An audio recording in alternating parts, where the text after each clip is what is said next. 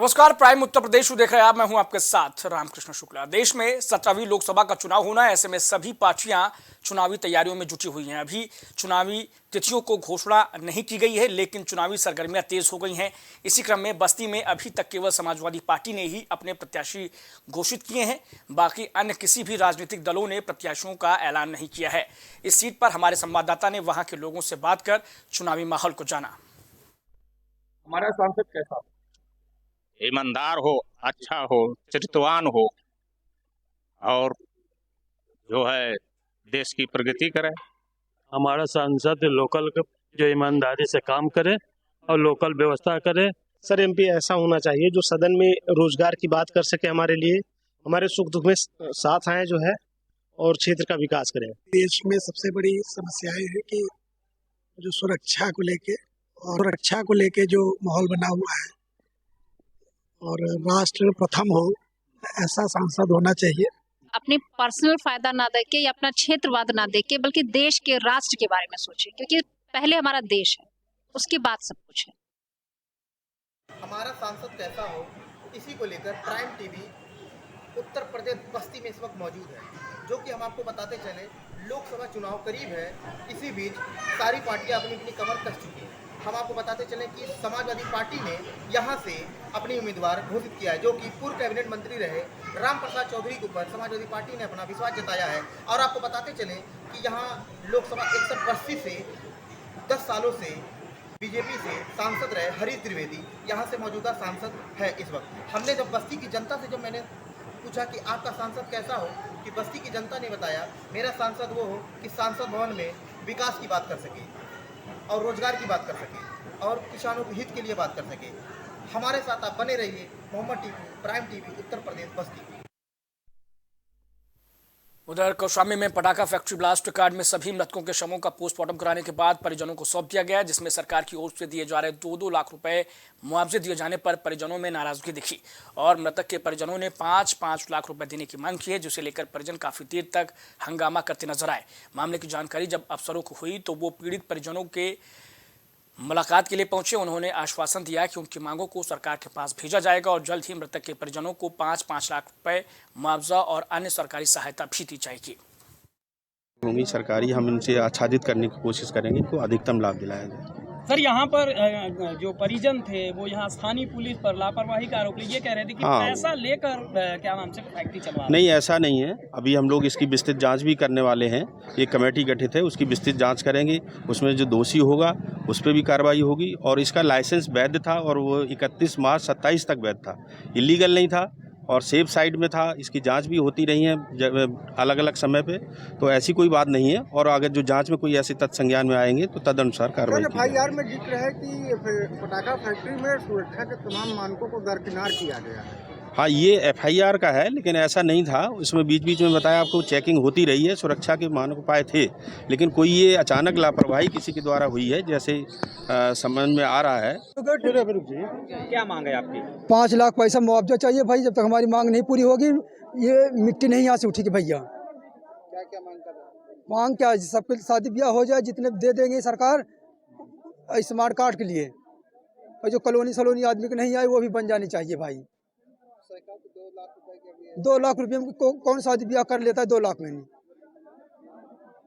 आज को क्या कर रहे हैं आपको जब तक ये कहेंगे नहीं 5 लाख देने के लिए, हम लोग यहाँ मिट्टी नहीं उठवाएंगे। नहीं, अधिकारी करेंगे 2 लाख में उठवा देंगे नहीं।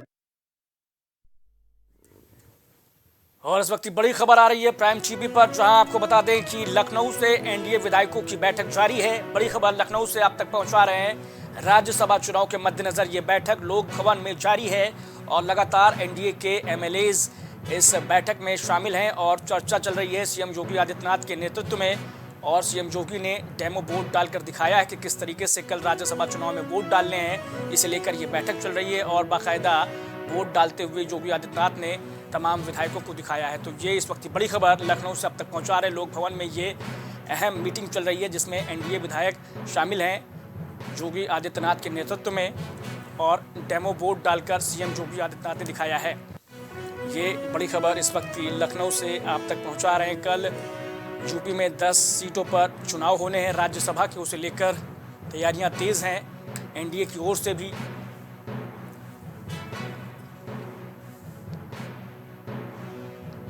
सीएम योगी आदित्यनाथ ने डेमो वोट डालकर दिखाया है तमाम एमएलएस को कि किस तरीके से कल अपने वोट का इस्तेमाल करना है और बीजेपी के कैंडिडेट्स को जिताना है। बीजेपी की ओर से 8 उम्मीदवार राज्यसभा के मैदान में उतारे गए, वहीं समाजवादी पार्टी की ओर से 3 उम्मीदवारों को राज्यसभा भेजने के लिए प्रस्तावित किया गया है, लेकिन सीटें 10 हैं और उम्मीदवार हैं 11। ऐसे में कहीं ना कहीं पेंच फंसता हुआ नजर आ रहा है। हालांकि इस बीच खबर ये कि एनडीए विधायकों की बैठक लखनऊ के लोक भवन में चल रही है। इस खबर पर ज्यादा जानकारी के लिए हमारे साथ संवाददाता दिवाकर त्रिपाठी जुड़ चुके हैं। दिवाकर, लोक भवन में एनडीए के एमएलएस की अहम बैठक चल रही है, क्या कुछ जानकारी आ रही है? तो बिल्कुल देखिए, क्योंकि कल राज्यसभा का चुनाव होना है तो बात है चुनाव के पहले सभी राजनीतिक दल जो है वो कहीं कहीं इस बात को पुख्ता कर लेना चाहते हैं कि किस तरीके से वो डिफेंड न करें, ठीक है, वो दूसरों को डिफेंड दें। में ये बहुत जरूरी हो जाता है कि जितने भी विधायक, क्योंकि विधायक की राज्यसभा की वोटिंग में वोट डालते हैं, तो एनडीए यानी कि बीजेपी का जो कल है सभी विधायकों के साथ लोक भवन में बैठक चल रही है और बैठक में कहीं कहीं इस बात पर चर्चा चल रही है कि किस तरीके से वोट डालना है और ऐसे वोट डालना है कि कोई भी वोट इनवैलिड ना हो। तो जाहिर सी बात है कि कहीं कहीं उन्हीं सब चीजों को लेकर बैठक चली, लेकिन इसके साथ साथ और भी चर्चा हो रही क्योंकि 8वां कैंडिडेट भी बीजेपी ने खड़ा कर दिया है और बीजेपी के पास उतना बल नहीं है जिससे कि वो 8वां कैंडिडेट जिता सके। कहीं कहीं विपक्ष के विधायकों को करना होगा, जो निर्दलीय विधायक हैं उनको भी अपने पाले में लाना होगा। इस चीजों को लेकर भी कहीं कहीं चर्चा वो चला है भवन में। जी दिवाकर, यहाँ पर डेमो वोट तो डालते हुए नजर आ रहे थे योगी आदित्यनाथ, लेकिन यहाँ पर 11 चूंकि उम्मीदवार हैं और सीटें यूपी में हैं 10 राज्यसभा की, ऐसे में क्या कुछ समीकरण बनता हुआ किसके पाले में जाता हुआ नजर आ रहा है दिवाकर? बिल्कुल देखिए, अगर समाजवादी पार्टी की बात की जाए तो समाजवादी पार्टी ने 3 कैंडिडेट उतारे हैं, लेकिन अभी भी समाजवादी पार्टी और उसके सहयोगी जो दल हैं उनको अगर कुल मिला के देखा जाए तो 3 विधायक यानी 3 वोट जो है वो के समाजवादी पार्टी के पास भी कम बढ़ रहे हैं। और जहाँ तक भारतीय जनता पार्टी की बात की जाए, एनडीए गठबंधन की बात की जाए, तो उसके पास 8वां जो कैंडिडेट उसने उतारा है संजय सेठ को, उसके लिए 11 कमी कहीं पड़ रही, कहीं दोनों ही पक्ष चाहेंगे कि दूसरे दल का धड़ा जो है वो टूटे, कहीं कहीं क्रॉस वोट जो है वो हो, उनका कैंडिडेट जीत सकते हैं। लेकिन डेमो वोट हालांकि ठीक है दिवाकर, बहुत शुक्रिया। हमारे साथ स्थानीय संपादक दिवाकर त्रिपाठी जो लोक भवन में चल रही मीटिंग को लेकर हमारे साथ जुड़े हुए थे, बहुत शुक्रिया।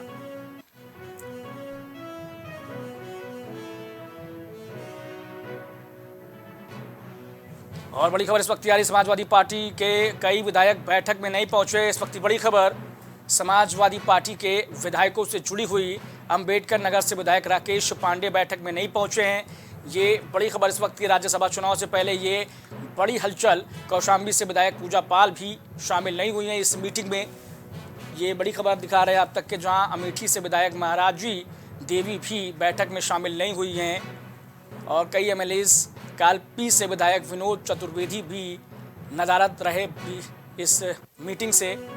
तो ये जो बड़ी खबर आप तक पहुंचा रहे हैं लखनऊ से, जहां पर समाजवादी पार्टी की बैठक तो चल रही है कल होने वाले राज्यसभा चुनाव से पहले, लेकिन इसमें कई विधायक बैठक में पहुंचे ही नहीं, यानी कि साफ तौर पर कहा जा सकता है कि ये कल बड़ा खेल कर सकते हैं। यानी कि समाजवादी पार्टी के खिलाफ कहीं ना कहीं ये विधायक जो आज मीटिंग में नहीं पहुंचे हैं, ये कल बड़ा माहौल बना सकते हैं। इस वक्त की बड़ी खबर आप तक पहुंचा रहे हैं लखनऊ से।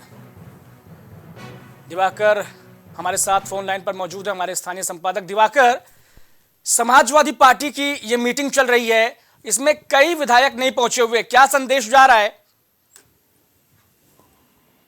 बिल्कुल देखिए, जाहिर सी बात है कि जो अभी हम लोग बात कर रहे थे, चर्चा कर रहे थे क्रॉस वोटिंग की और दूसरे दलों के विधायकों को तोड़ने की, तो ऐसे में भारतीय जनता पार्टी या फिर क्या कि एनडीए की जो बैठक इस समय लोक भवन में चल रही, उसमें तो उनके सभी विधायक पहुंचे हैं। लेकिन अगर समाजवादी पार्टी की बात की जाए तो समाजवादी पार्टी के विधायकों की बैठक चल रही तो है गैर मौजूद है। तो जाहिर सी बात है ये चीजें कि समाजवादी पार्टी विधायक जो है वो टूट सकते हैं, वो क्रॉस वोटिंग कर सकते हैं। अगर बात करें तो कौशाम्बी से जो विधायक पूजा पाल है वो भी बैठक में नहीं पहुंची है अम्बेडकर नगर से विधायक राकेश पांडे है वो भी नहीं पहुंचे, जिसकी वजह साफ तौर पर बताई जा रही कि उनके जो भाई है विद्युत पांडे जो अम्बेडकर नगर से सांसद थे वो दामन अभी 24 घंटे पहले थाम चुके हैं। लेकिन अमेठी के विधायक जो महाराजी देवी है वो भी नहीं पहुंची है, जो कि गायत्री प्रसाद प्रजापति की पत्नी है, और कालपी से विधायक चतुर्वेदी वो भी बैठे। तो जाहिर बात है कि अगर ये 4-5 विधायक बैठक में नहीं पहुंचे तो हो सकता है क्रॉस वोटिंग हो, और यही इसी क्रॉस वोटिंग के चक्कर में ही कहीं कहीं जो एनडीए है या फिर बीजेपी है वो पूरी तरीके से लगी हुई है। फिलहाल बैठक में नहीं पहुंचे हैं, इसका दूर तक संदेश जा रहा है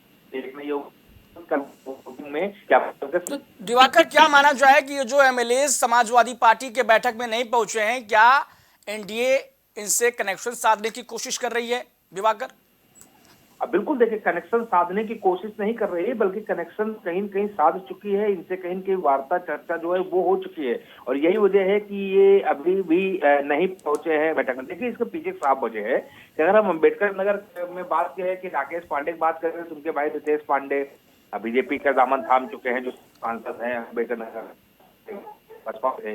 महाराजी देवी, तो महाराजी देवी के पति समाजवादी पार्टी की सरकार में खनन मंत्री थे गायत्री प्रसाद प्रजापति, और कहीं न कहीं वो लगता है कि ये भी दबाव हो कि अगर बीजेपी में जाते तो हो सकता है कि उनके पति यानी महाराजी देवी के जो पति पूर्व मंत्री गायत्री प्रसाद प्रजापति उनको कुछ राहत मिल सके, ये भी हो सकता है। लेकिन कई ऐसे जो ये जानते हैं कि अब समाज।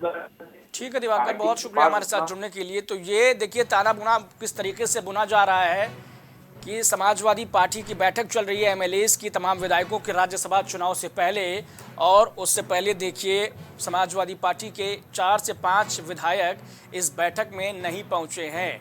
तो माना ये जा रहा है कि भाई एनडीए इन तमाम समाजवादी पार्टी के विधायकों से कहीं ना कहीं कनेक्शन साध चुकी है, और इसी के चलते वो विधायक समाजवादी बैठक में शामिल नहीं हुए हैं, अखिलेश की बैठक में शामिल नहीं हुए हैं। उधर मेघालय के राज्यपाल फागू चौहान ने शक्ति मां विंध्यवासिनी धाम में दर्शन पूजन किया। निर्माणाधीन विंध्य कॉरिडोर का भव्य रूप देखकर वो खुश नजर आए, जिसके बाद उन्होंने सरकार के कार्यों की सराहना भी की। बता दें कि यहां आने वाले दर्शनार्थियों को अब यहां पहले से बेहतर सुविधाएं मिलेंगी। कॉरिडोर की मतलब यही कहा जा सकता है अच्छा, और को बुरा कहा जा सकता है। माँ की नाय है विंध्याचल में दर्शन कैसा लग रहा है? अच्छा लग रहा है। भारतीय किसान यूनियन टिकैत गुट के किसानों ने यूपी के अलग अलग जिलों में प्रदर्शन किया है। मैनपुरी के कस्बा नबीगंज तराबा टोल प्लाजा पर यूनियन ने केंद्रीय मंत्री अजय मिश्रा टेनी को मंत्रिमंडल से हटाकर उन पर कानूनी कार्रवाई की मांग की है। वहीं औरैया में भी किसानों ने जमकर प्रदर्शन किया और एमएसपी लागू करने की मांग उठाई है।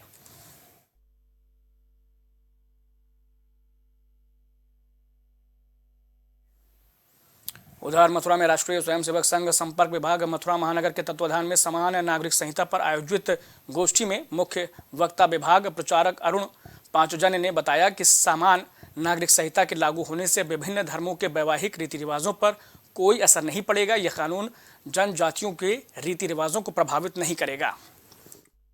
अधिवक्ता हूँ सर्वोच्च न्यायालय से। आज राष्ट्रीय स्वयंसेवक संघ महानगर द्वारा एक गोष्ठी का आयोजन किया गया था, जिसमें समान नागरिक संहिता के ऊपर गोष्ठी की गई। इसमें प्रबुद्ध जन मथुरा महानगर से शामिल हुए। उन्होंने सभी ने एक सुर में समान नागरिक संहिता को लेकर ये विचार बनाया है कि हम लोगों को सरकार को ये प्रतिवेदन देना चाहिए कि एक समान नागरिक संहिता जो है सभी राज्यों के साथ साथ जो है भारत सरकार भी इसको लागू करे।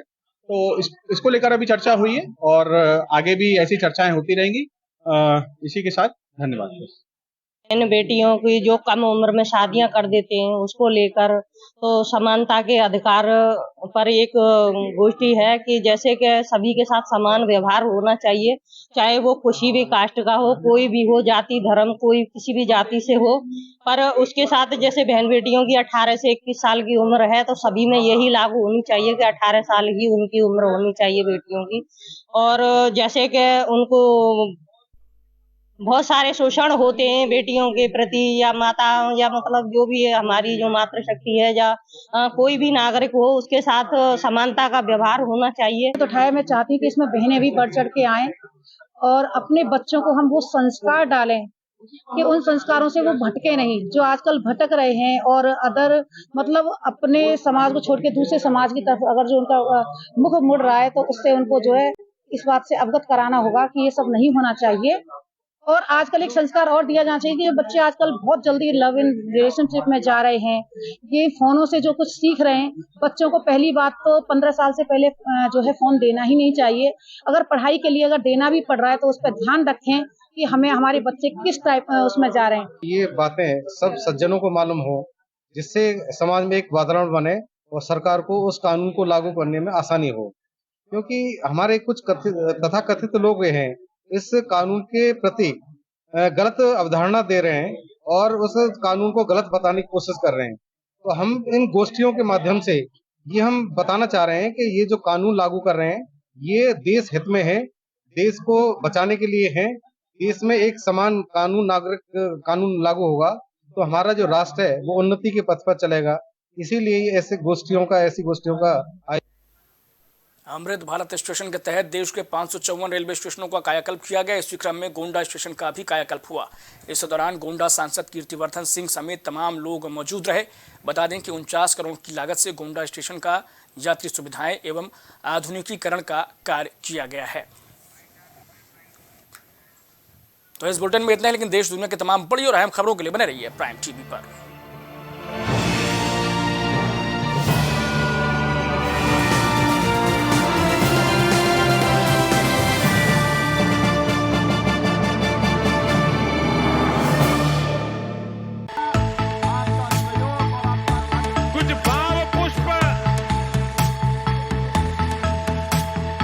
आप देख रहे हैं प्राइम टीवी, सच साहस सरोकार।